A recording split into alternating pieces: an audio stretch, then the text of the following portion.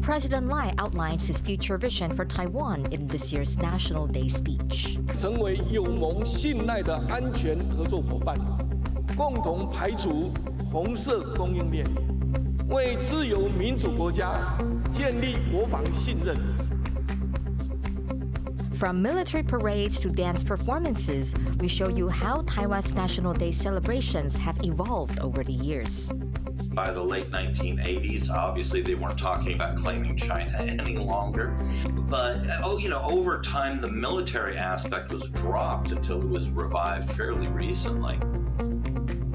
Fighting period poverty, Taiwan comes up with a plan to give access to menstrual products to everyone who needs them.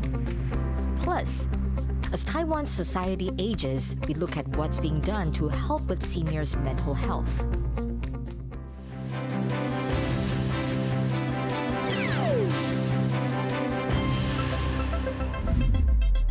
A warm welcome to TaiwanPlus News. I'm Betty Chan. Taiwan just marked its National Day with a large ceremony in Taipei featuring a speech from President Lai Ching-te, music and performances showcasing the diversity of the country. Lai's speech has some pointed messages, and we're just now starting to see the response from the rest of the world. Our reporter Tiffany Wong has been following the activities and joins us now live from our newsroom in Taipei. Tiffany, what are some of the big takeaways from this year's event? Hi, Betty. Well, this year's National Day celebrations come amid growing geopolitical tensions and domestic economic challenges. But the pomp and circumstance that we saw outside Taiwan's presidential office on Friday morning are meant to show Taiwan is still a bright and vibrant democracy and also a key player in regional security. Taiwan's commitment to its self-defense as well as its commitment to developing certain industries were a key focus of President Lai Ching-te's speech, his second since becoming president. Take a look at this. 中华民国生日快乐! Wishing a happy National Day to Taiwan with big festivities outside the presidential office, showing off the talents, diversity, and might of the nation. President Lai Ching-te delivered his second National Day speech as head of state, with foreign dignitaries in attendance, ramping up promises of maintaining peace and security in the Taiwan Strait. He also had a direct message for China, which claims Taiwan as its own and has blocked the country from participating in major international organizations. 我们也期待中国能体现大国的责任，停止扭曲联合国大会第2758号决议以及二战历史文件，并且放弃以武力及胁迫方式改变台海现状。 That message was interpreted by some as Lai showing a softer attitude to Beijing amid growing cross-strait tensions. I think Lai, bilaterally, he tried to be using more graceful language towards China when he called on China to talk about assuming responsibility befitting of a great power. He's really calling on China to listen to the better angels of Beijing's nature and the better angel that Lai still believes Beijing has. And when it comes to more multilateral terms, that's when he tried to be more deterrent oriented. Defense was another focus of Lai's speech, especially as the country tries to prove its domestic capabilities and determination to international allies. 透过在地研发、设计、生产制造，深化本土供应链，台湾可以加速产业升级，强化军备韧性，提升国防工业能量，进而成为有盟信赖的安全合作伙伴。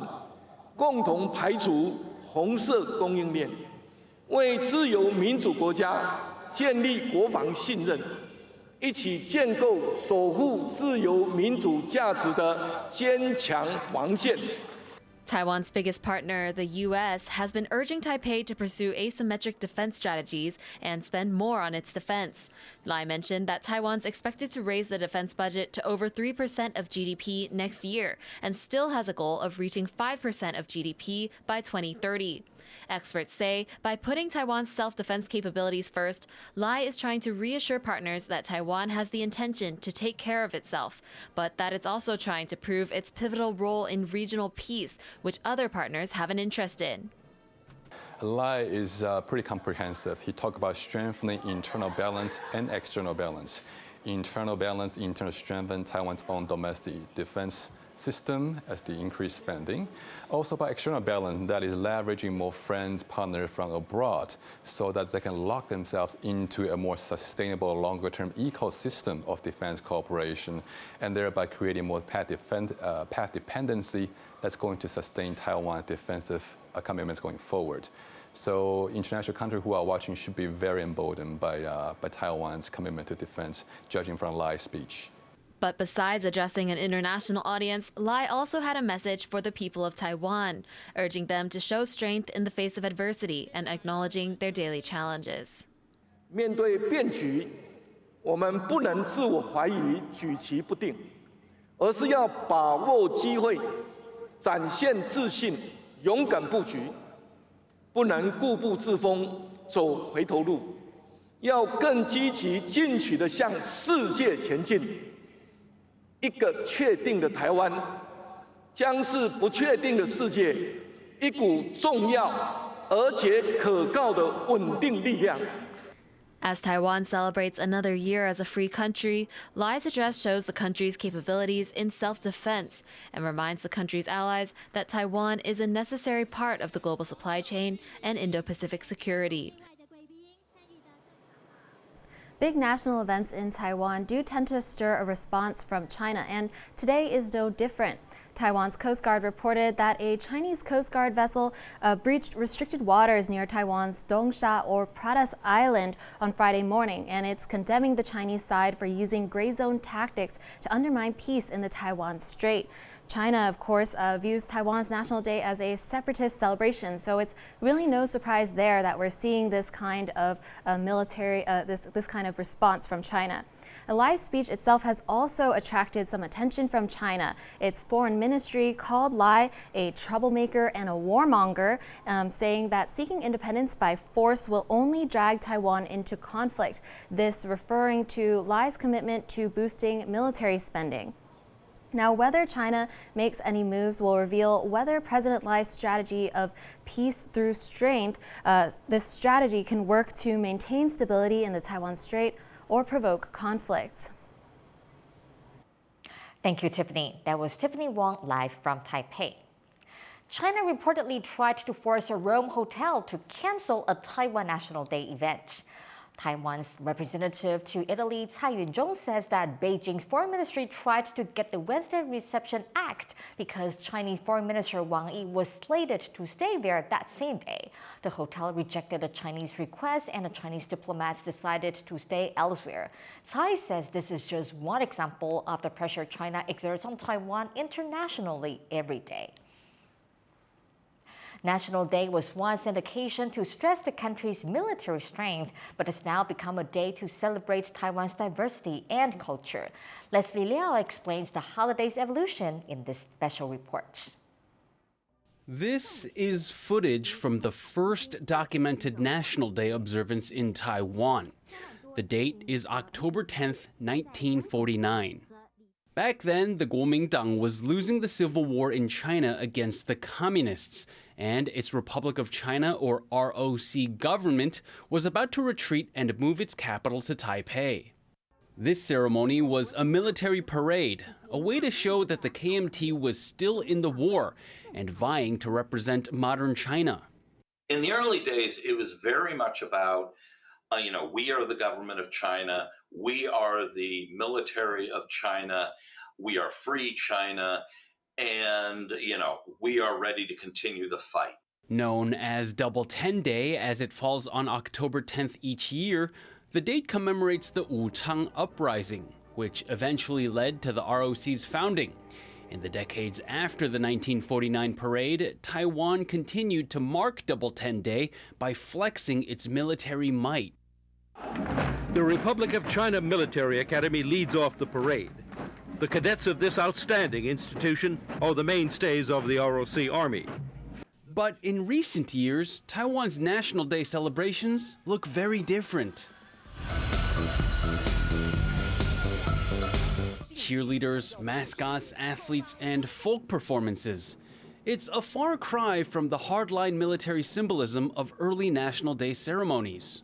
That's because as Taiwan democratized in the early 90s, the holiday gradually changed from martial displays to celebrations of the country's diverse backgrounds and culture. And while military equipment is sometimes featured during the ceremony now, it's usually billed as a showcase of Taiwan's self-defense capabilities rather than military ambitions. By the late 1980s, obviously they weren't talking about claiming China any longer. But, over time, the military aspect was dropped until it was revived fairly recently. National Day festivities have changed in other ways as well. These days, Taiwan's legislative speaker heads a committee responsible for planning each year's celebrations. The design motifs are organized by a committee that comes out of the legislature. And so you can definitely see different signaling when it comes to who's the majority party within, or the controlling party within the legislature. In 2016, Su Jiaquan from the more Taiwan-centric Democratic Progressive Party became the party's first ever legislative speaker. When he oversaw the following year's national days, he wanted to incorporate more Taiwan elements into the ceremony. Su turned to an association originally launched during the authoritarian KMT era, but which more recently has become more Taiwan-focused. 那一个块就是说，希望能够从主视觉开始去建构整个2017年国庆的一个主要的一个印象。那第二个就是说，其实国庆大会的节目已经行之有年。那我们如何在这样的一个大会节目的架构下去能够有些突破？然后另外就是将台湾的元素能够放进来。It was during this time that National Day started taking on a more distinct Taiwanese flavor. The event's visual design elements started moving beyond the traditional red, white, and blue colors of the national flag, and logos and slogans began emphasizing Taiwan, not just Republic of China. 那过去国庆可能是有距离的，好像有一种权威感在那里。但其实国庆它其实是应该团结台湾的。所以透过这样一个长明的一个方式呢，我们从主视觉下手之后呢，在后续的活动安排上，我们也开始利用不同的团队的结合，去强调一起这件事。The DPP lost control of the legislature in 2024. And while the association still sits on the National Day Planning Committee, its role has been diminished. National Day celebrations have since brought back design elements emphasizing the Republic of China. The classic red, white, and blue are once again part of the Double 10 motif. In many ways, Double 10 Day is a showcase of how Taiwan has changed over the years. Though originally a way to show off the ROC's military prowess, it's come to embrace the country that Taiwan has become. Andy Xue, Eric Tsai, and Leslie Liao for TaiwanPlus. Israel has approved a U.S.-brokered deal to end its 2-year war in Gaza. The plan includes a ceasefire and a release of all remaining Israeli hostages. It's brought celebration, but also caution about the difficult road ahead. Chris Goring reports.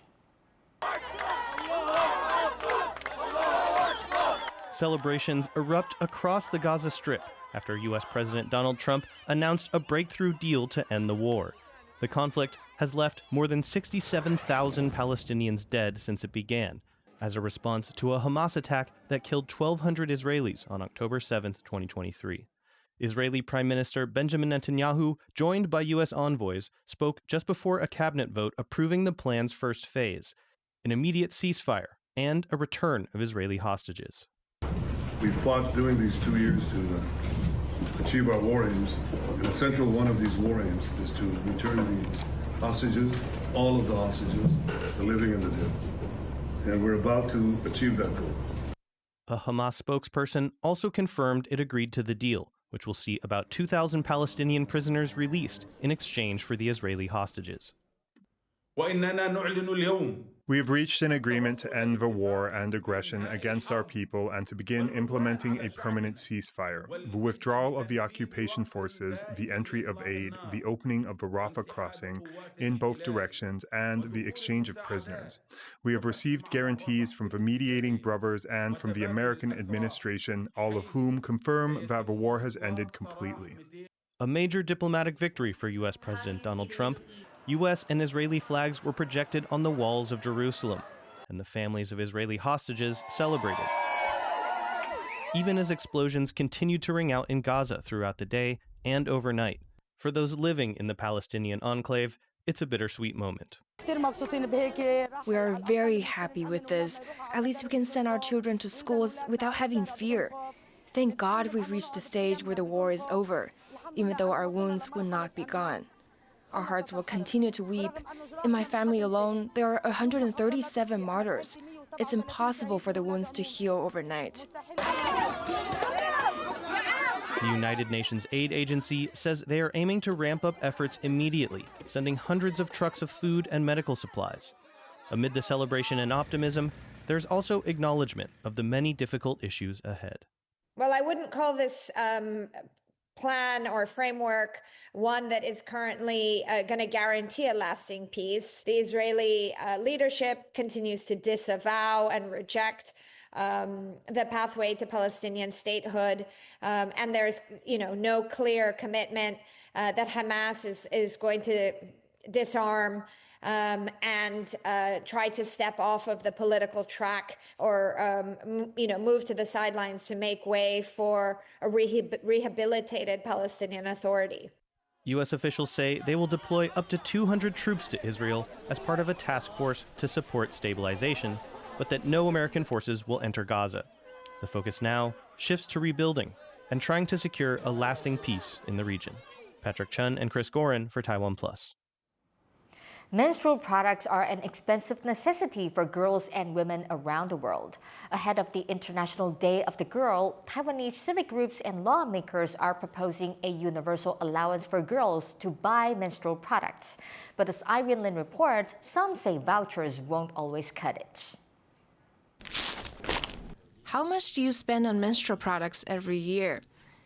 It's a necessity, but an extra cost for women around the world, especially for those struggling to make ends meet. While help is already in place in Taiwan, civic groups here say it's a gender equality issue. They're calling for universal relief for all girls aged 16 to 22. 以我自己为例，我每月要使用约170元的卫生棉，吃掉90元的止痛药。经期需求不应该以贫穷线来划分。 The current policy, implemented by the Education Ministry in 2023, allocates over $8 million each year. It suggests schools of all levels put sanitary items up for grabs in clean, convenient locations. But this group says those measures can backfire if not done properly. 发放生理用品给不利处境学生，可能会造成标签化的效果。还有呢，生理用品还是非常的不多元，那定点取用也很不方便。 Instead, they're proposing vouchers worth about $40 per year for teenage girls and young women, hoping the government will increase the age limit to benefit more people. While some eligible for the voucher are happy to see some assistance, they also say cash doesn't help in emergencies. 卫生棉的费用的确蛮高的，那我觉得的确是有帮助的，也不需要撤掉这种公共的东西。但我其实更常看到的会是比较像是大家爱心去自己放的。那我觉得这对于急需的人而言，好像这其实不冲突。我觉得是不一样的两件事，因为毕竟放在那里就表示是有人忘记带，我们并不会去赌说今天厕所有卫生棉我们才就不带，而是就是我们真的没有带到的话才会去使用。Others say the money is a little help, and the focus should be on implementing the current policy correctly. 如果真的要以一年用到的卫生棉量的话，我觉得那个钱一定是远超于1200的。The current policy isn't binding, which means it's up to schools to figure out how and if they provide free products. It's also not original. In 2020, Scotland set an example by offering free tampons and pads in pharmacies and community centers to anyone who needs them. Sweden also started offering these products to its female conscripts in 2023. About 9% of women in Taiwan struggle to buy sanitary items for their monthly needs. While that's less than other countries in Asia, it still has some way to go to make sure women and girls are safe and healthy. Brian Wu and Irene Lin in Taipei for TaiwanPlus. Taiwan is edging closer to becoming a super-aged society. The country's Statistics Bureau reports that by the end of September, just under 20% of Taiwan's population was 65 or older. Societies are considered super-aged if over 20% of their population is in that age group. The figures also show Taiwan's population shrank for the 21st month in a row, with some 8,600 births compared to over 15,000 deaths. On World Mental Health Day, Taiwan faces a challenge, helping a generation of people that helped build the country find peace of mind in their older years. The mental health issues Taiwan seniors face are not unique, but a mix of rapid aging and culture make addressing them harder. Jiamen Chuez reports. It's a lively day at this activity center for senior citizens in Taipei. This morning's class is about edible art, with the seniors making pictures out of orange slices and nuts. Every day brings something different: drawing, singing, physical activities, even classes teaching those who never went to school to read and write. The Hongdao Senior Citizens Welfare Foundation runs several centers like this across Taiwan. They're open Monday to Friday to anyone 65 and up who doesn't need too much extra care, for a monthly fee of around $30. That includes a group lunch every day. The goal is to keep seniors active and, crucially, in good spirits at a time of life when emotions can get dark. The 65-plus cohort in Taiwan has had the highest death rate from suicide each year since at least 1994. Studies show Taiwan's far from the only place where suicide among seniors is a problem. But for rapidly aging Taiwan, it is an exceptional problem. This year, the 65-plus age group is set to make up a full fifth of the population. As one of the foundation's Taipei team leaders, Zhan Shanzheng, explains, depression is an issue for this age group, and getting help isn't always something people of that generation think to do. 大概每6位长者当中就有1位是有心理忧郁的状况，可能他们过往的生活习惯当然是生病才会去求助医疗的单位，但是在心理健康这一块相对是比较忽略的，因为他们一方面可能我觉得这也是台湾文化的关系，文化跟背景的关系，他们不觉得心理或者需要諮商这一块是会需要被重视的。Though he does say when they bring up the idea of getting help in the center's classes, there's a positive response. As he sees it, the decline that comes with aging, loneliness, and a lack of purpose after retirement are 3 of the big risk factors for poor mental health. And that's where these centers come in. They provide stimulation, social time, and something to look forward to. Most of the senior citizens come every day, sometimes for years now. They say they're happy. And having a space like this one is a big reason why. 以前一个人在家里，好像无所事事啦，整天不知道要干什么。来这边以后就觉得充实多了。之前都在家里很孤单，不管一个人啊，来这里都朋友很多，就很快乐啊。The people who can come to centers like these are the lucky ones, though. Many in this age group can't leave the house anymore, and the decline people experience once they're housebound is noticeable. 一个长辈本来能够来，后来因为身体不舒服了，不能来，那我们改成一个家访，就变成去拜访那个长辈，变成不能去拜访，然后长辈就心里就很来讲的时候就很，我们台语讲就不准的。 It's much the same story in rural parts of Taiwan, where these kinds of centers are hard to come by. With their limited reach and resources, private groups like the Hongdao Foundation can only do so much. So how is the government handling this growing public health problem? Health Ministry officials were unable to speak with TaiwanPlus directly, but did give their 8-point mental health strategy for seniors. The points include extra screening that got more than 4,000 people referred to help in the first half of this year.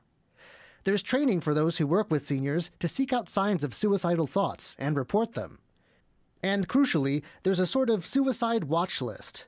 People over 65 who've reported a suicide attempt get classed as high risk. And for those with more than one attempt, home visits are more frequent and longer. But some groups that work with senior citizens see gaps and ways the government can improve. 是不是能够加强跟我们来合作，那让这个访视的密度可以再增加。好，因为这些像我们访视的都是一些经济弱势的、贫困的、独居的，甚至拾荒的长辈，所以其实他们受到的关注是很少的。所以每次在我们每个月的访视当中，其实一个月可能就只有我们去看他。Back at the Hongdao Foundation's Activity Center, some of the seniors say mental health is critical as people get older. 年纪大了，那要心情要快乐，不快乐就是很闷呐，这身体就很不舒服啊，你就是自然都会很不舒服啊，快乐来了。 How best to spread that happiness among seniors, though, is a matter that attracts many viewpoints. And with Taiwan society rapidly aging, the issue is only going to get more pressing. Chris Ma and John Van Trieste for TaiwanPlus. Thank you for watching TaiwanPlus News. You can visit the TaiwanPlus website or follow our social media for more stories from Taiwan and around the world. Finally, today, let's end with Taiwan's military honor guard performing at National Day celebrations in Taipei. I'm Betty Chen. Take care and see you next time.